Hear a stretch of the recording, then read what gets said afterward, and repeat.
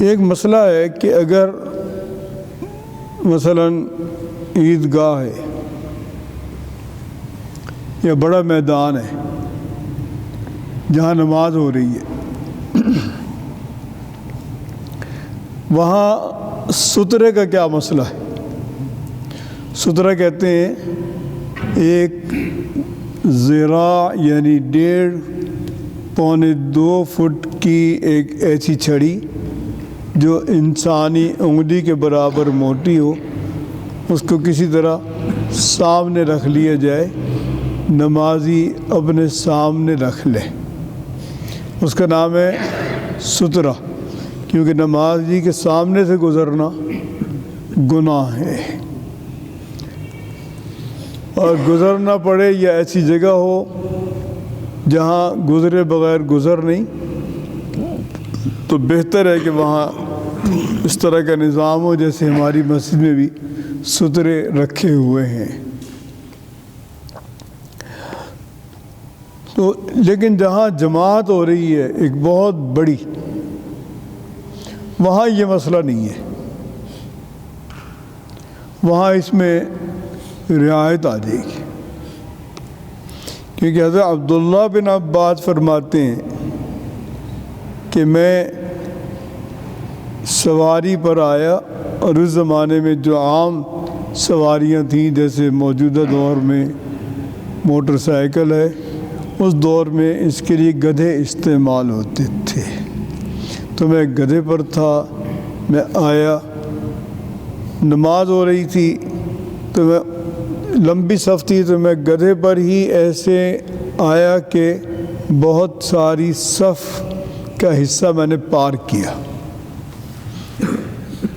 اور پھر میں نے گدھے کو چرنے کے لیے چھوڑ دیا اور میں خود صف میں شامل ہو گیا، اور مجھے کسی نے اس پر اعتراض نہیں کیا، روکا نہیں، یا بعد میں نکیر نہیں کی کہ تم نے یہ کیا کیا۔ اور ویسے بھی حدیث پاک میں ہے کہ اگر کوئی کھلی جگہ ہے اور امام نماز پڑھا رہا ہے تو امام اپنے سامنے سترہ رکھ لے، تو جو امام کا سترہ ہے وہی مقتدیوں کا سترہ ہے۔ اور جو بہت بڑی مسجد ہے جیسے مسجد نبوی، وہاں جماعت ہو رہی ہے، شامل ہونے کے لیے بعض اوقات صفوں کے اندر سے گزرنا پڑے گا، صفیں دور تک بن چکتی ہیں، تو وہاں گنجائش آ جاتی ہے۔ تو یہاں بتایا کہ میدان میں بھی جہاں نماز ہوگی، امام نماز پڑھا رہا ہوگا، تو وہاں پر بھی گنجائش موجود ہے کہ نمازی کے سامنے سے جو جماعت میں ہیں ان کے سامنے سے گزرا جا سکتا ہے۔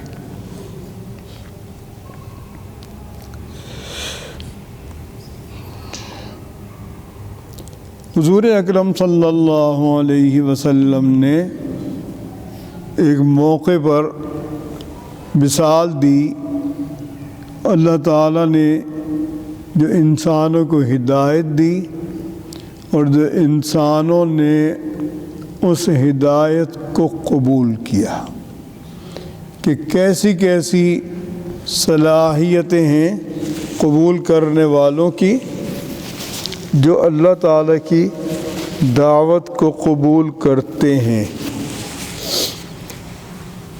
ارشاد ہوا کہ علم کی مثال بارش کی ہے،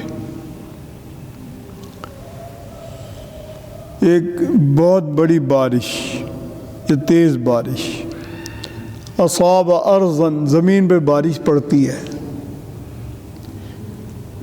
تو بہت حصے زمین کے نہایت عمدہ ہیں، نقیتاً عمدہ، ویسے نقی کا ترجمہ شفاف، یہاں مراد عمدہ زمین۔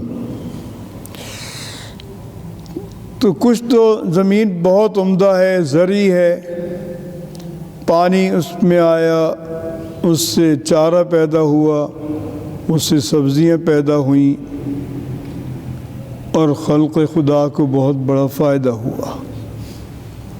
یہ ایک قسم ہو گئی زمین کی۔ کچھ زمینیں ہیں نشیبی، نشیب ہیں وہاں پر کئی جگہ۔ جب بارش ہوتی ہے تو وہ زرعی زمین نہیں ہے، لیکن اس نشیب میں تالاب بن جاتے ہیں، وہ بہت عرصے تک لوگ اس میں اپنے جانوروں کو پانی پلاتے ہیں، زراعت میں بھی استعمال کرتے ہیں اور مختلف طرح اس سے فائدہ اٹھاتے ہیں۔ یہ نمبر 2 زمین ہو گئی۔ یہ زمین ہے جو نہ تو زرعی ہے، نہ وہاں نشیب ہے،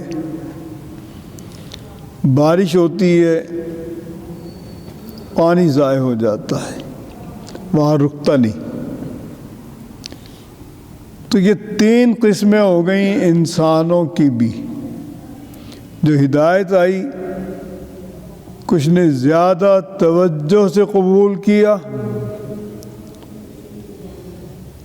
تو انہوں نے علم سے فائدہ بھی اٹھایا اور باقی لوگوں کو بھی پیغام پہنچایا۔ کچھ ایسے ہیں، کچھ ایسی زمین ہے جس نے زراعت کا کام تو نہیں دیا، لیکن نشیب تھا، تالاب بن گئے، اس سے بھی فائدہ ہوا، اگرچہ پہلی زمین کی بنسبت کم ہوا، لیکن اس کا بھی فائدہ ہے کہ پانی کا ذخیرہ ہو گیا اور وہ لوگوں کے کام آتا رہا۔ تیسری قسم ہے اس زمین کی جہاں پانی برسا، نہ وہ زراعت کے قابل ہے، نہ اس میں کوئی نشیب ہے جہاں پانی رکے۔ تو فرمایا کہ یہ 3 مثالیں 3 قسم کے انسانوں کی ہیں۔ جو آخری قسم ہے جہاں زمین کو بارش سے کچھ فائدہ نہیں ہوتا، تو اس کی مثال دی کہ من لم یرفع بذلک رأسا، جس آدمی نے اس ہدایت کا پیغام سن کر اپنا سر بھی نہیں اٹھایا، کہ وہ غور سے سنتا کہ کون بات کر رہا ہے، کیا بات کر رہا ہے۔ سیدنا انس رضی اللہ عنہ سے روایت ہے کہ قیامت کی جو نشانیاں ہیں اس میں ایک بہت بڑی نشانی ہے کہ ان یرفع العلم، علم اٹھ جائے گا، اور کم از کم ہمارے بر صغیر سے کافی حد تک اٹھ چکا ہے، کیونکہ دیکھتے ہی دیکھتے بہت تبدیلیاں آ گئیں۔ پڑھنے والوں میں توجہ نہیں، پڑھنے والے ایک مایوسی کی کیفیت کا شکار ہیں، کوئی مشن نہیں۔ اس کی وجہ سے پھر یہ خرابی جو اب تعلیمی دورانیے میں نظر آ رہی ہے، بعد میں یہ اس سے بھی بڑھ جاتی ہے۔ اور جو لوگ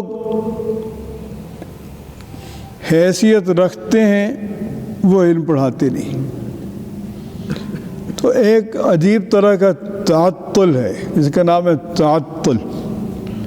ایک تعطل ہے، ہمارے بر صغیر میں زیادہ ہے، اللہ کا شکر ہے عرب ممالک میں یہ ابھی تک نہیں ہے، کیونکہ عرب ممالک میں امام اور خطیب کی تنخواہ عام افسر کے برابر ہے۔ اگر ایک آفیسر وہاں پہ 12,000 لیتا ہے تو امام 15,000 لیتا ہے۔ اور جتنے حرم کے امام ہیں، وہاں شخص ہیں جو حرم میں ہی انجینئر ہیں، انڈین ہیں، ان کے ساتھ کافی دفعہ بیٹھنا ہوا۔ انہوں نے بتایا کہ جو حرم کے امام ہیں، ایک تو ایک امام نہیں ہے، 8 10 15 امام ہیں، اور خطیب بھی اسی طرح۔ وہ کہتے ہیں ان کی حیثیت صوبائی وزیر کے برابر ہے، اور ان میں کوئی تنخواہ نہیں لیتا، کسی کی تنخواہ نہیں ہے، بادشاہ کی طرف سے وظیفہ ہے، کہیں گورنر کی طرف سے ہے، یا اور جو متمول لوگ ہیں ان کی طرف سے ہے، تنخواہ نہیں ہے، لیکن جو مالی حیثیت ہے اور جو اہمیت ہے وہ دونوں چیزیں ایک صوبائی وزیر کے برابر ہیں۔ اسی طرح جو بڑی مساجد ہیں ان کے جو خطباء ہیں ان کی بہت بڑی اہمیت ہے۔ ہمارے ہاں وہ اہمیت نہیں رہی کیونکہ انگریز آ گئے، اور قدرتی طور پہ ایسا ہوا کہ انگریز کا مقابلہ مذہبی قوتوں نے زیادہ کیا، تو انہوں نے ان کو سزا دی، ان کا گریڈ کمیوں میں رکھا، چوکیداروں میں، ابھی تک وہی چوکیداروں میں ہے، دوسرا تیسرا چوتھا پانچواں، کوئی بہت بڑھ گیا چھٹا ساتواں اسکیل، اب خطیب کا اسکیل 12واں کیا ہے انہوں نے۔ تو یہاں علم اٹھنے کی بڑی وجہ یہ ہوئی کہ جب میٹرک کا نظام آیا تو تقسیم آ گئی، کون دنیا میں چلنا چاہتا ہے، کون دنیا چھوڑنا چاہتا ہے۔ تو دنیا چھوڑنا دنیا میں آسان نہیں ہے۔ دارالعلوم دیوبند میں جو ان لوگوں کی سوچ تھی وہ وسیع سوچ تھی، لیکن انہیں مہلت نہیں ملی، کیونکہ ان کے بارے میں ایک انگریزوں نے اس طرح کا انداز رکھا کہ جیسے یہ دشمن ہے۔ ان کو کوئی شکایت کر دیتا تھا کہ آپ کے خلاف سازش ہو رہی ہے، وہ پھر انکوائری شروع ہو جاتی تھی، تو وہ ایک دباؤ میں رہے۔ اور دوسرا یہاں کے اہل علم کا ذہن یہ تھا کہ انگریز چلا جائے گا تو پھر دوبارہ سے اللہ کا دین آ جائے گا یہاں۔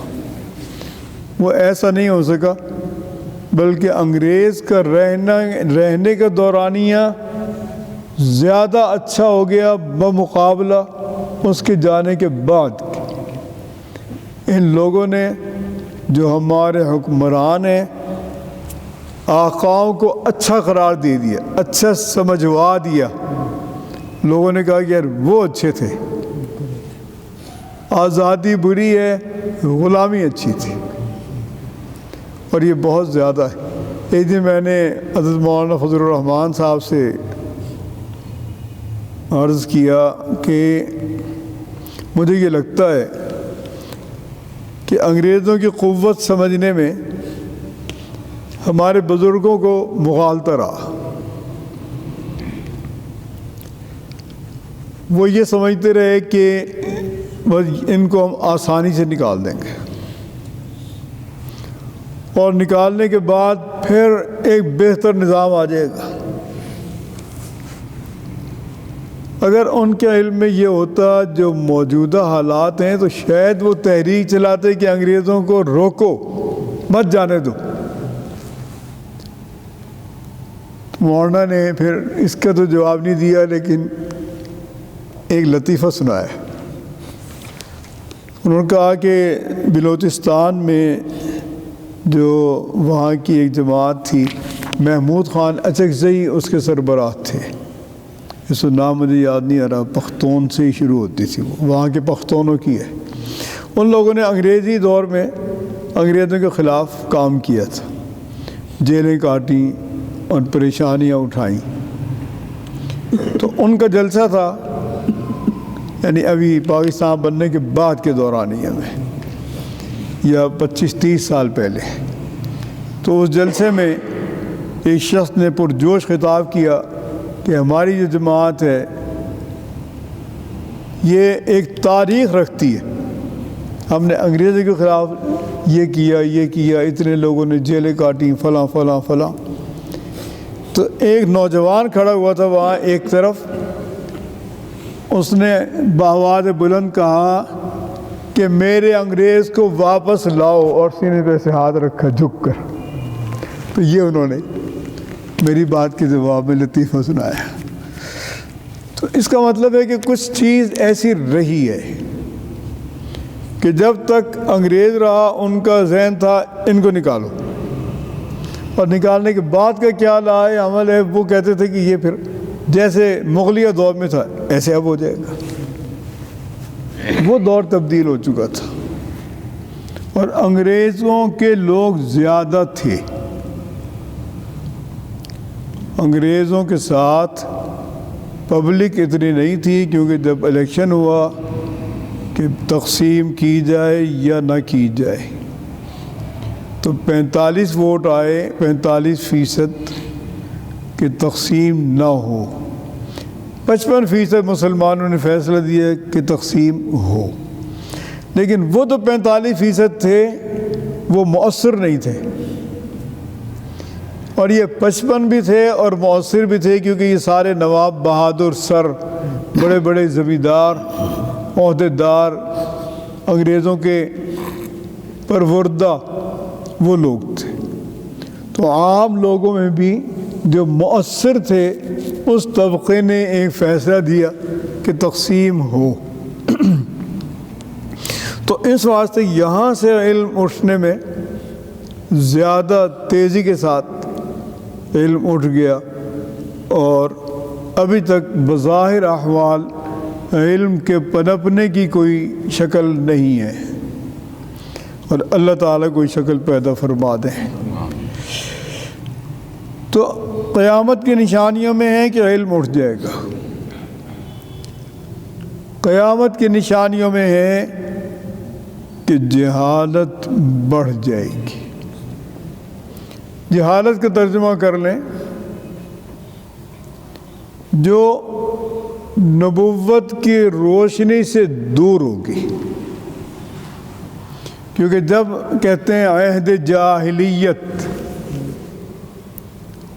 تو جب غور کریں گے تو آپ دیکھیں گے کہ دنیا کے لحاظ سے اہل مکہ کا علم کسی سے کم نہیں تھا۔ جیسے وہ شاعر تھے، زبردست اشعار تھے، آج بھی زبردست ہے۔ حضور اکرم صلی اللہ علیہ وسلم کی ایک رشتہ داروں میں تھیں قتیلہ بنت الحارث بن کلدہ بن علقمہ بن ہاشم۔ حضور اکرم صلی اللہ علیہ وسلم عبد المطلب کی اولاد میں تھے، اور وہ علقمہ کی اولاد میں تھی، دونوں سگے بھائی تھے۔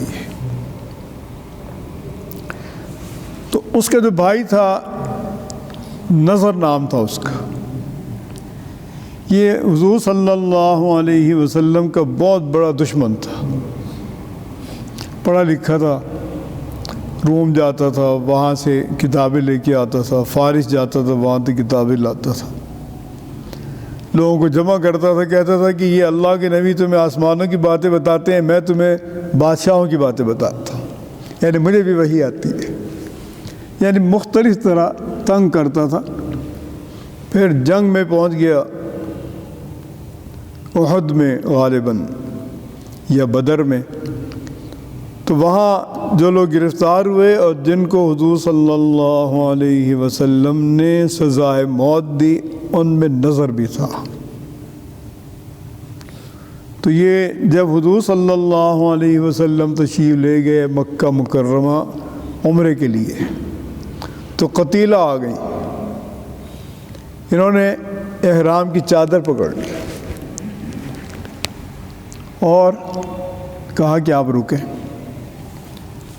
اور اشعار پڑھے۔ وہ اشعار آج بھی وزنی ہیں، عالم عرب کہتا ہے کہ اس سے اچھا مرثیہ دنیا میں نہیں کہا گیا، جس میں اس نے اپنے بھائی کا تذکرہ کیا، اس کا ایک منظر کھینچا کہ وہ کیسے یہاں سے گئے، پھر وہاں کیا ہوا ہوگا، اور آپ نے ان کو مار دیا، آپ اسے بخش سکتے تھے۔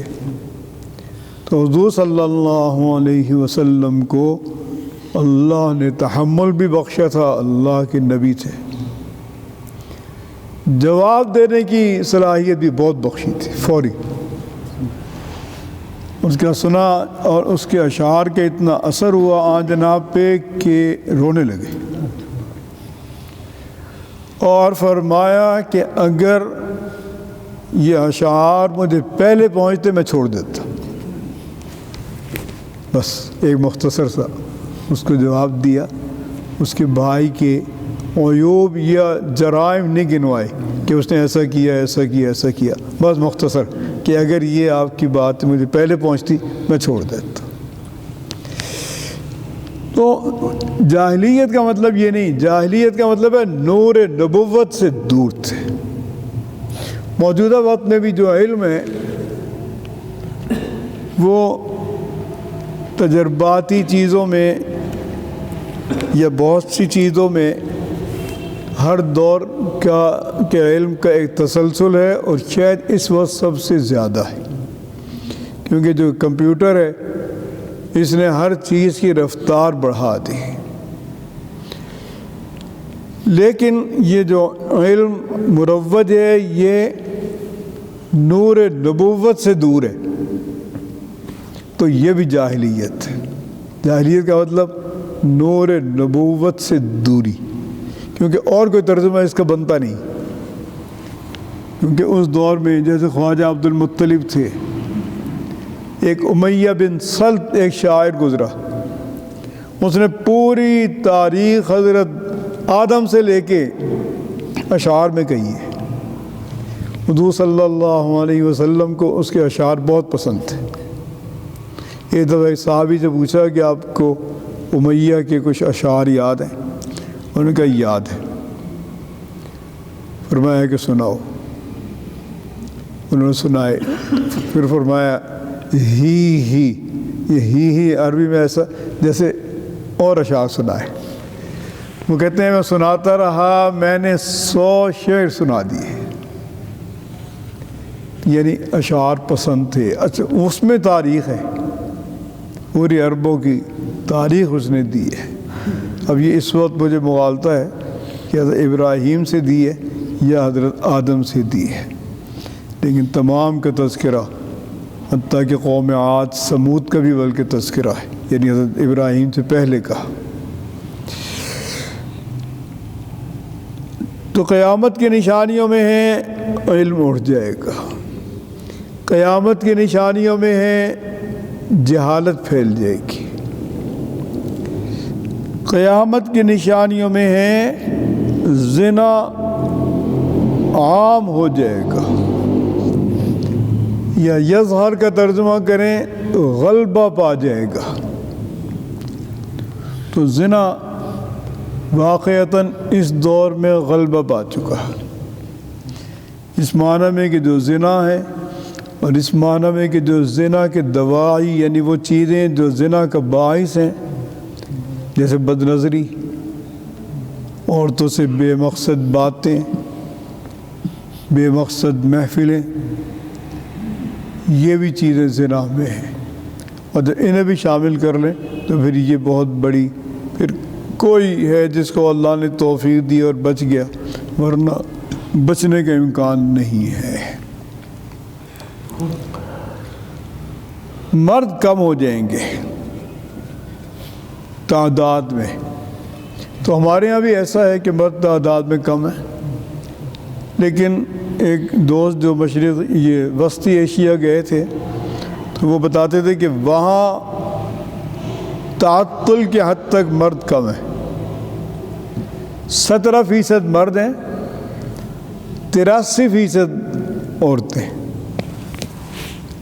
اب اگر وہاں دین اسلام کا نظام ہو تو کافی مسئلہ حل ہو سکتا ہے، ایک آدمی کئی شادیاں کر لیں، لیکن وہاں جو نظام ہے وہ امریکی یا برطانوی دور کا نظام چل رہا ہے ابھی تک، تو وہاں پہ شراب بھی جائز ہے یعنی قانونی ہے، اور زنا بھی قانونی ہے، کیونکہ یورپ میں بھی جو زیادہ زنا پھیلا وہ جنگ عظیم کے بعد پھیلا، کیونکہ جنگ عظیم میں کہاوت کی حد تک یہ کہاوت آ گئی کہ برطانوی عورت کے پاس شوہر نہیں رہا، اتنے لوگ مارے گئے۔ انہوں نے پھر یہ راستہ اختیار کیا اپنا، انہوں نے برائی کو قانونی کر دیا، اور قوم کی تربیت انہوں نے جو کی تو ان کے یہاں تربیت میں جائز ناجائز کوئی چیز نہیں ہے۔ ان کے یہاں تربیت میں ہے کہ یہ چیز قانونی، یہ چیز غیر قانونی، جو غیر قانونی ہے وہ نہیں کرتے، انہوں نے تربیت کر دی۔ وہاں اتنا برا لباس ہے خواتین کا، لیکن برسر عام کوئی کسی خاتون سے بدی کرے ممکن نہیں ہے۔ وہاں 300 خواتین ایک فیکٹری میں کام کرتی ہیں، صرف ان کے نگران مرد ہیں، ممکن نہیں کہ کوئی کسی کو بری نظر سے دیکھ لے، کیونکہ اسی وقت پولیس آ جائے گی، اور 9 سال قید ہے صرف برائی سے دیکھنا۔ تو انہوں نے ایک تربیت کی قوم کی کہ جو چیز قانونی ہے وہ کرنی، جو غیر قانونی وہ نہیں کرنی۔ تو وہ لوگ وہ تربیت انہوں نے قبول کی، اور وہ واقعتاً قانون کے خلاف چیزیں نہیں کرتے۔ خواتین زیادہ ہو جائیں گی، مرد کم ہو جائیں گے۔ ایک اور حدیث پاک میں ہے جس میں ایک موقع پہ حضور اکرم صلی اللہ علیہ وسلم نے ایک خواب بیان کیا، فرمایا میں نے یہ خواب میں دیکھا کہ مجھے ایک دودھ کا پیالہ عطا ہوا،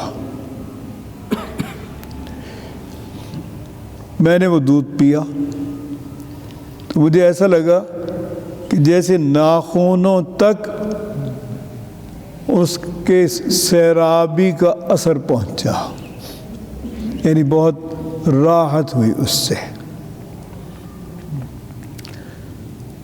فرمایا پھر جو بچا دودھ تو خواب میں سیدنا عمر بن خطاب ہیں، تو وہ باقی بچا ہوا دودھ میں نے انہیں دے دیا۔ صحابہ کرام نے پوچھا کہ یا رسول اللہ، جناب نے اس کی کیا تعبیر لی؟ تو ارشاد ہوا کہ میں نے تعبیر لی علم کی، اللہ کی طرف سے علم عطا ہوا، اور اس کا ایک بڑا حصہ حضرت عمر رضی اللہ عنہ کو پہنچ گیا۔ سیدنا ابو بکر رضی اللہ عنہ کی بھی بہت فضیلتیں ہیں۔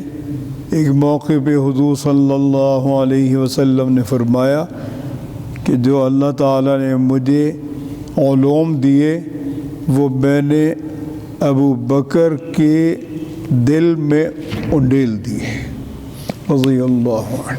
تو ان کا اپنا ایک مقام ہے۔ تو اللہ تعالیٰ ہم سب کو اچھی توفیق نصیب فرمائیں اور عافیت نصیب فرمائیں۔ یہ نظر پہ حرف کی